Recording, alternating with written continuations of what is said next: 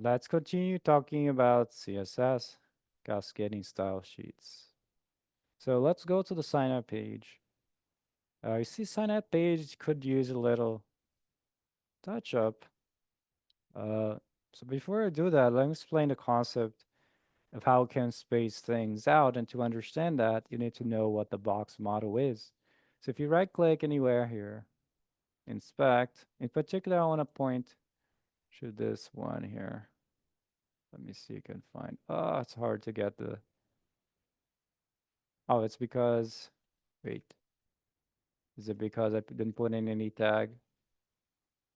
Okay, let's go back. Anyway, this one is not doing it. Let's go back and look at this H1 here.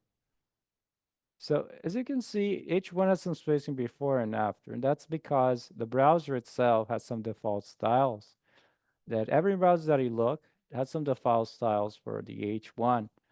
And the thing that you're seeing that's highlighted there in kind of a beige round color is the margin. Now, you might have heard of margin, border, padding. What are all those things? Let's talk about. So I think the easiest one to understand is border. If I go to this H1 and go here and add border, it's basically the thing that surrounds it, like the line. And this CSS property is interesting. It doesn't have only one value. It's like a shorthand that multiple values are jumped together. And the first thing is the width, border width. I'm going to put 1 pixel. And then space, solid for border style. And then space, the color. Let's put black for the border color. Now, this has 3 values separated by a space. Now, if I didn't do it this way, I would have to write every single property individually like this. The first one is border width, 1 pixel. The second one, I'm pressing tab by the way.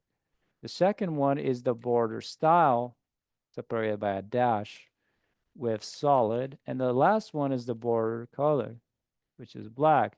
So if I didn't use the first one here, I would have to write them out each one individually like that.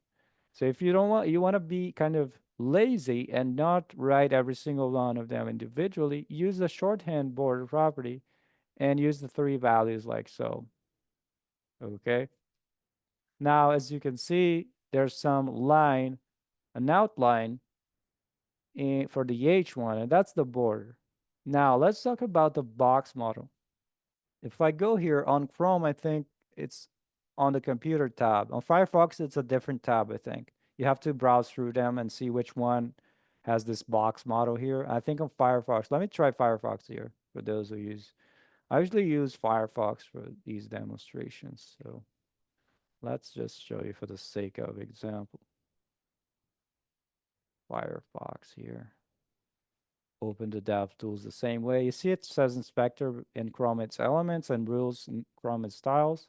And I think here is layout on Firefox and you scroll down to the box model here. Anyway, I'm going back to Chrome. Just wanted to show you that this is the same function.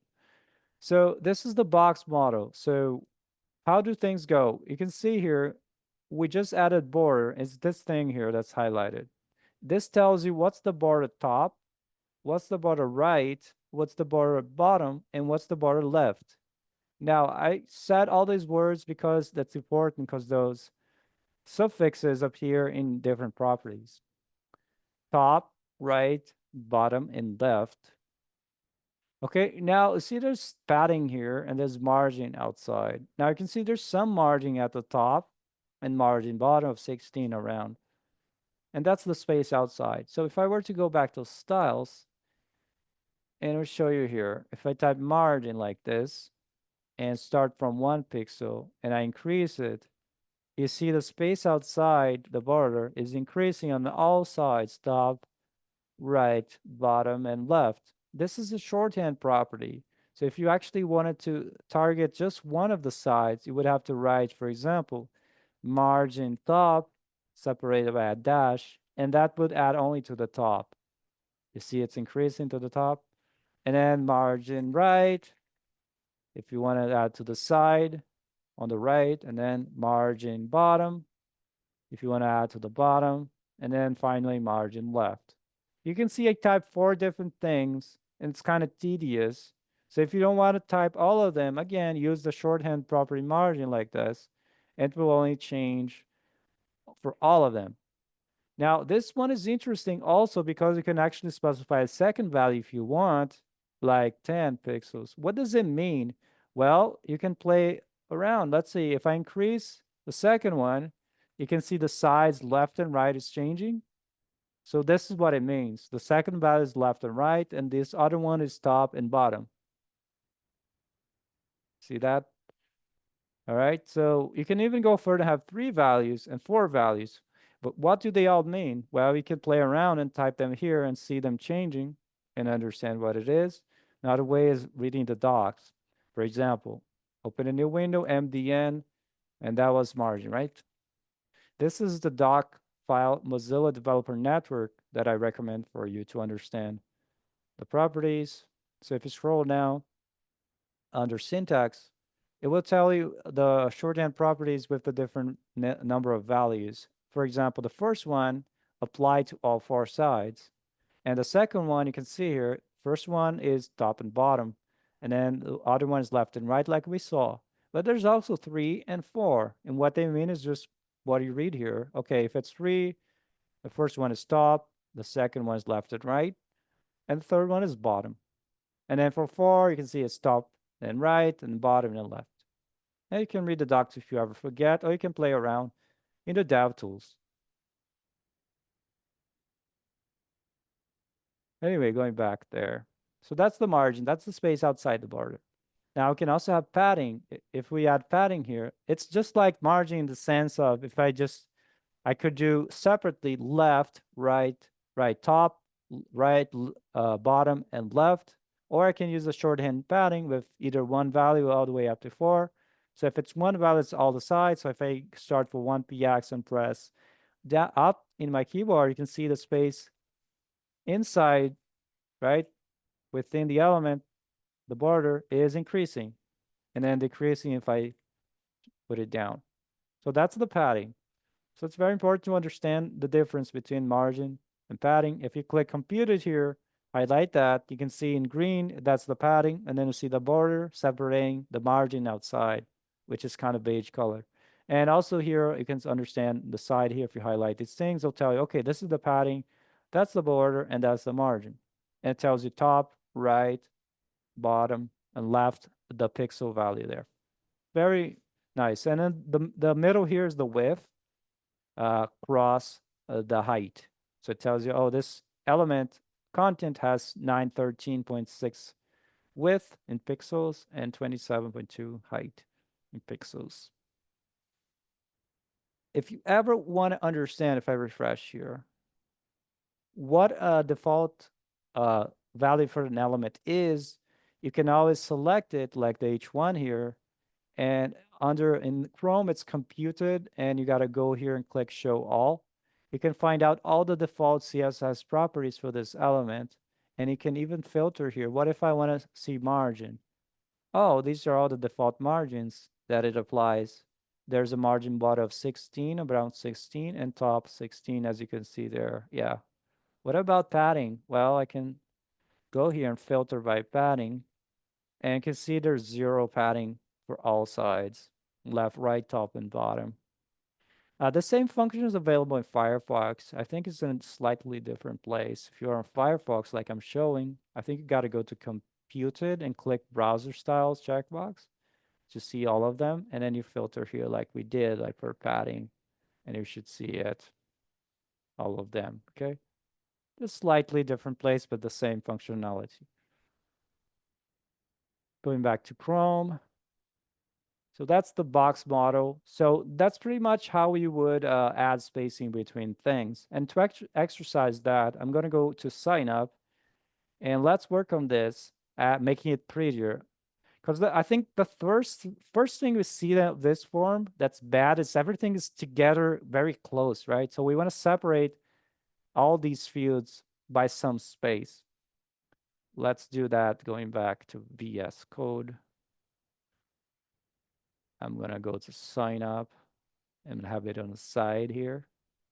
And let's style that. So let me focus on signup.html. Let me like this. Okay, so typically when we have a form, what we usually do is we group each label and input inside a container, like using a div here.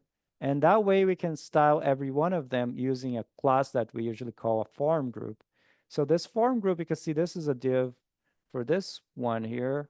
And then there's a div container for the password and the input for password and so on. So we can actually add a class here that will take care to add a space to the bottom of every single grouping. So let's start off with this first one here. So if I add a class to the div called form-group, you can choose any name, by the way. I just find that's a good name. Now, I think this class here will be generic, so I could have forms in multiple pages. Therefore, I don't want to make a exclusive CSS for sign up. I'm going to add it to global, okay? That way, if anybody needs to style their form in a different page, they can reuse this class. So I'm going to add here dot form group. And what I'm going to add is there are different ways to add the space to the bottom of something, right? You can think of it, okay, from the point of view email here, I could add some padding to the bottom or margin to the bottom, or from the point of view of password, I could add a margin to the top or padding to the top, right, to add a space between them. So there's different ways to go about the same problem. But for this specific one, the way I'm going to approach is I'm going to assume, okay, every grouping, I just want to add a margin to the bottom. And I think that's the proper way to go about that. So margin dash bottom, let's draw up 8 pixels. And you can see it adds some space under that. And then you can proceed to actually use the same class for every single grouping there. So I did it for email.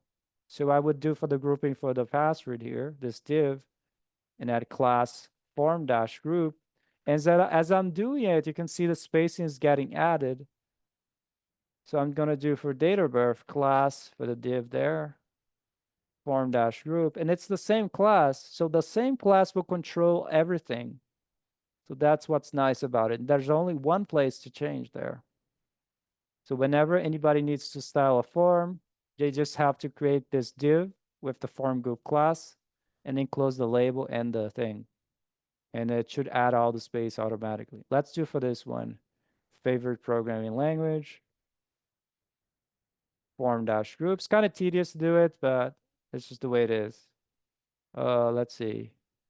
Oops, sorry. I put class name because I'm getting used from React, which we'll learn later on. Make sure it's class. Anyway, we got the space there. What's the other one? Read it. Oh, favorite color, right? That one. Let's not lose ourselves. One nice feature about VS Code, by the way, if you don't know, because it's like a lot of stuff going on. I don't care what's inside the div right now. I only care about the outer stuff, right? So I can actually fold it like this, and it will hide that the section for me. So that's very nice. So I don't care about what's inside, so I'm going to fold it. So I'm going to just focus on the class form group for that, which adds to this one if you didn't notice. And then agree to the terms, and then some terms. I think that one is right, some default styles from the paragraph, adding to the top and right and bottom. You can change later if you want. And finally, I think I'm going to add some space here separating the button. So let's think about this. Agree to the terms. We could do different ways, right? We could do for this div, or we can group them all together. Different ways. Let's see. If we did it this way, we just add to the last one. There you go. And that way now, okay, if I think the spacing is not too great, it's too close still, I can go here and change it. Let's do 32, and all of them change at the same time. That's what's powerful about this technique, is in one place, you can change it to modify them all. I think that's too much. Let's do 16 maybe. Maybe that's okay. And then we can proceed to change a lot of other things just by using this form group container class. For example, I don't like that the label here is always on the same line as the input. For example, for email, I would like the label to actually occupy its own row and push the input down. Now, we haven't talked about that yet. Let's talk about it. What does that mean? Let me save this. To push things down. Let me share the Google Chrome window and refresh. I don't like this label here on the same line. So the reason it's on the same line as the input is because the label has a default style for display. If you go here on the computer and check the display here, it's called inline display. Now, if I go back to styles and I change the style of display to block, you see what happens? It pushes the thing down because when you have inline, it only occupies its own content. When you have block, it will act as a block, which means the whole row is reserved for me, no matter if I don't fill it out completely. So anybody trying to come next to me would be pushed to the next row. That's what it does. And there are some variations of the display, like inline block like that, which is like a block, but it's inline, and many others. There's a famous flex one that's for Flexbox. That's very powerful to style things and move things around. But we just got to make the label a display block to solve this problem. Let me show you how to do it a very nice way, a centralized way. Because one way, okay, I can go through all the labels. Maybe I can add a class to every single label to make them display block, right? That's very tedious. Is there a better way? Well, yes, like this. Let me show you. Dot form group label with a space between display block. And magically, they all take their own line. What is happening here? Okay, basically, this is targeting all label elements that are under an element whose class is form group. If you don't remember that, again, VS Code is your friend. You go here, hover, and it tells you what it means. It just says there could be any label element as a descendant of the element of class form group. So that's what the dot dot means. It means the label could be anywhere. It could be inside some div here, and the label is inside another div. It doesn't matter, okay? So that's what it means here, the dot dot dot there. Now, if you really want to change it to only target the label that's strictly below or a child directly, a direct child of form like this, but not nested anywhere else inside, you could do that if you had a greater than between them. If you hover over that, you see that the dot dot dot goes away, the ellipses. That's what it means. I have a label that's a direct child directly under the element. So that means I could have another label, and they'll all match the same thing, right? I can add the color here, red, and they'll all change to red. You see all the duplicate ones. But if the moment I have the label here inside the div, it's no longer targeted. You see what happened? I moved the label inside the div because it's no longer a direct child of this, but rather as a descendant, but it's actually a child of the div here. All right, let me revert all that mess and just have it directly under it. Let's see what we did. Like that. So if you want to have it very strict, you can do it that way. All right. So that's what that greater than means. Direct child under the element with class form group. Okay, so let's see what else. Let me remove the red color. I don't want that, right? Maybe you want to make it font weight bold. If you want to make it bold, the property is called font-weight. And you can either use like 600, which is like almost bold, or the word bold itself, which is equivalent, I think, to 700. Up to you. You can look it up, the values, what they mean. And if you try 500, I think it's not bold. Yeah, 600 is bold. And 700 even more, if the font allows for that. I don't think there's any change for this font. By the way, for fonts, maybe this font is ugly. You could change the font for the whole document if you want by targeting the body. You remember body here, it's what everything is enclosed. If you want the whole, every single page to be changed, I would probably recommend you put in global and include this global for every single page. So we would go here and target just the body. You know for sure there's only one and only one body, therefore I can use the element selector, element name selector there. And I can say font dash family to change the font. Let's say I want to change to Arial. I would write Arial like this and it would change. You see the font changed. If you have multiple names for the font, put a double quotes there. Otherwise, it's going to think it's two separate things. Times New Roman, for example. Don't put like this. It's not good because the thing's separate. So always put the quotes if you're in doubt. If you need to put like fallback fonts in case the user for some reason doesn't have Times New Roman, you can put a comma here and say, okay, if the user doesn't have Times New Roman, you can use any serif font, serif style font that you can find. If you want to be more specific and try to do other fonts, like, okay, try Helvetica, and if it doesn't exist, okay, try Arial, and so on, separated by a comma. Okay, so let's try just put Arial here, and if it doesn't work, any sans dash serif would be okay. And that's how you change the font family.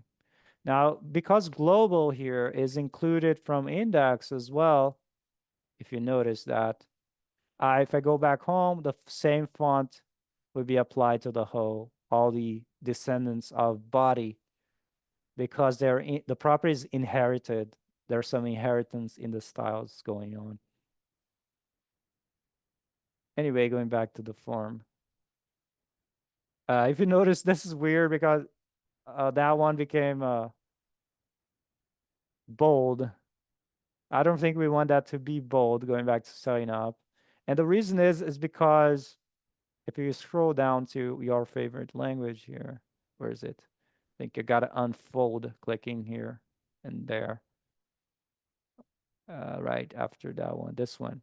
It's because the label is directly under this, and that's the way we wrote it here. If you want to get around that and not style it, you can always put a div like this and close them all in a div to make it no longer be a direct child. That way they're not targeted. But the downside, it kind of looks, they're all now in the same, you know, the same line. I don't like that. So maybe I gotta figure out a better way. Maybe you could go here and add a class called radio group, something like that. And then you would style here. Okay, anybody who has the radio group class, let's say if you have a label directly under it, right? I want to make display block. And that way they are like that. If you want some space between them, maybe add a margin bottom 4 pixels. So it's slightly not too close, right? So that way, whenever you need you have like a group of radios, just add a container div with the class and it should target it. And if you hover over this, you can always remember what it means.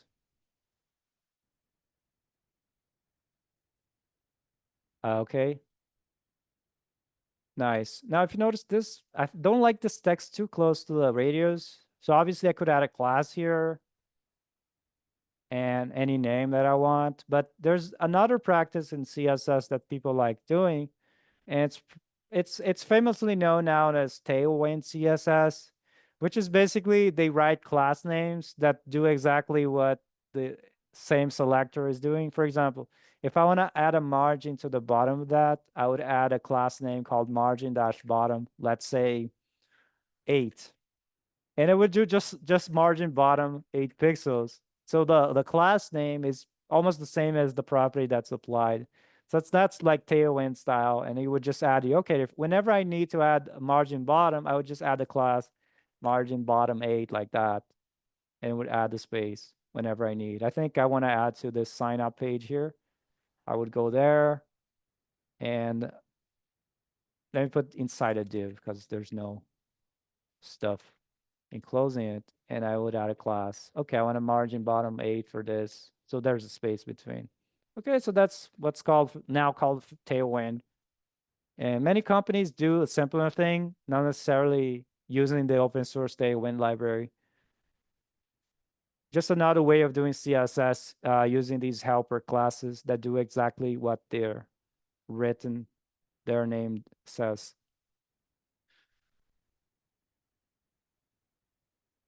Okay, so what else can we do? Maybe we can style the inputs, add some space after the label because it's just too close. So where would we do that? Well, we can just target this. Remember, not a margin bottom of 4 slightly, just a little bit. You can see there. If you want to comment this, I press Control/ to ignore it. It's called a comment, which in this case is just this /* and then */. Everything between is ignored. So that's what it looks like before and after.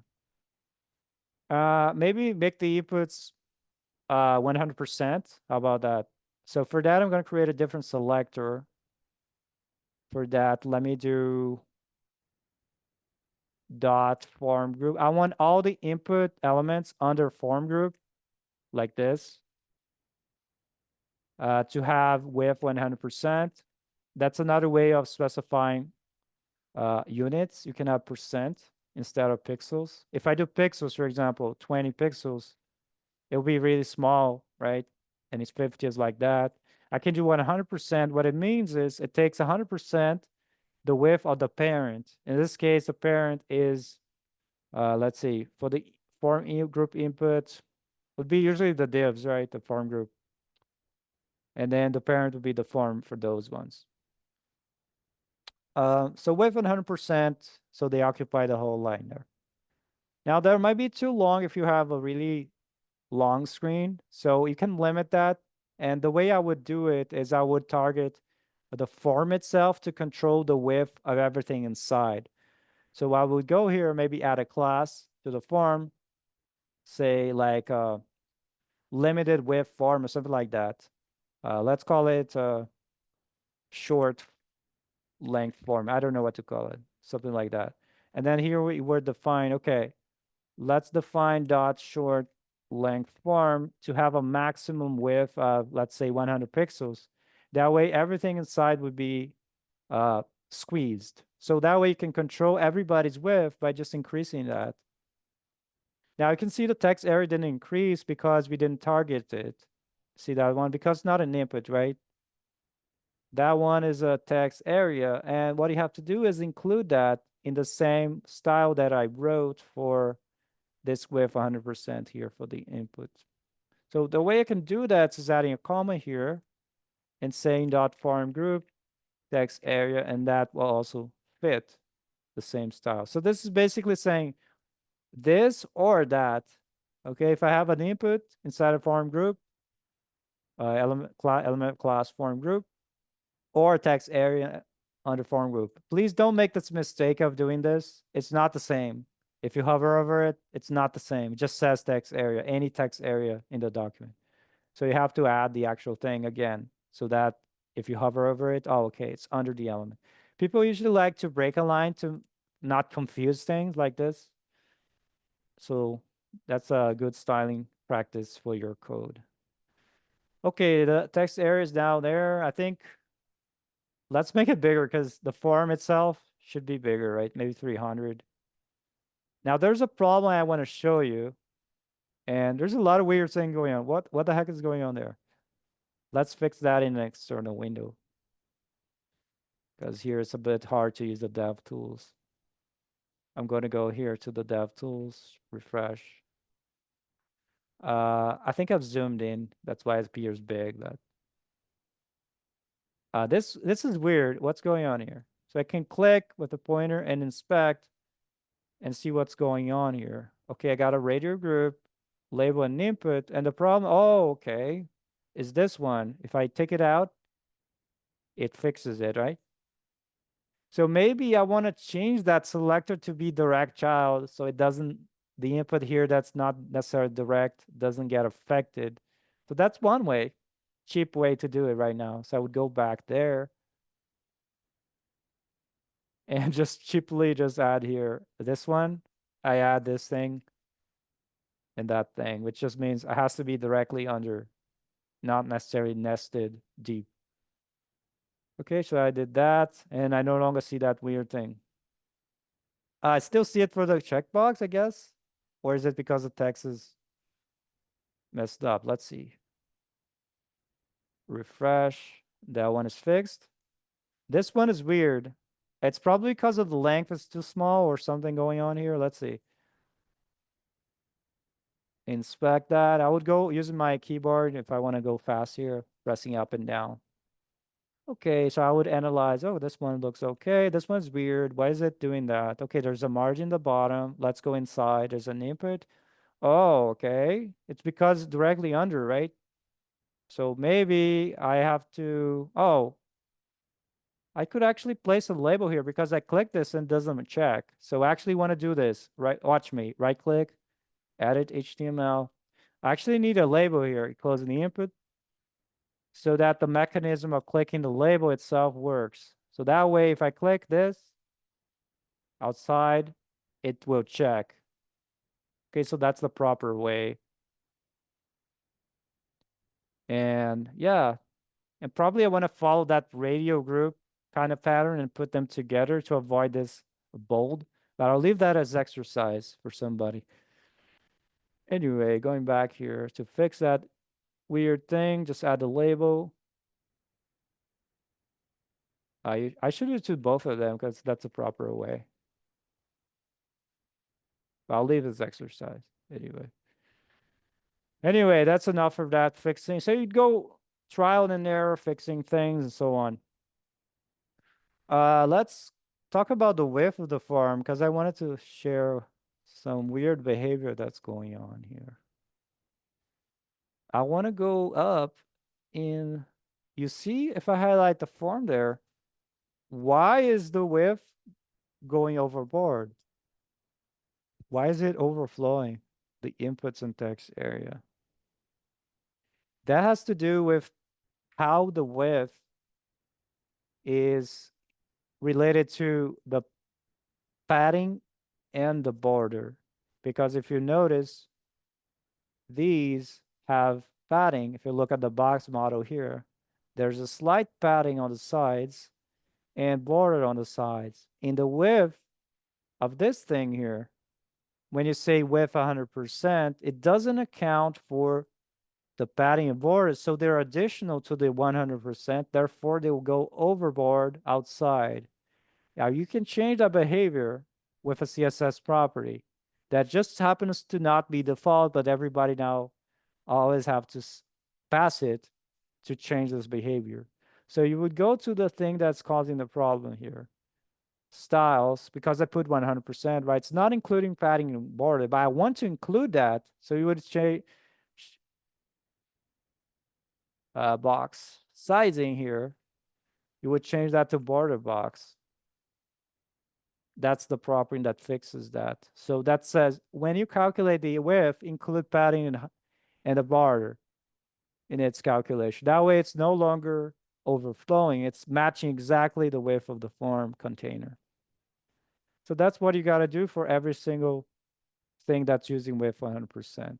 So we can use this selector, remember this one, and add this one. Let's go back here. This is the selector, this one. You just add that box sizing border box. If you verify back in Chrome, refresh and select the form. Now they're no longer, you see they're no longer overflowing. The width of the inputs now include the padding border. That's how we fix that.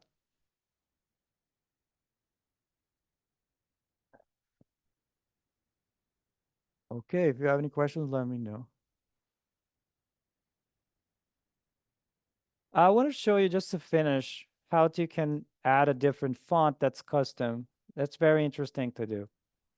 Uh, go to the browser, go to Google Fonts. That's one of the places you can search for fonts.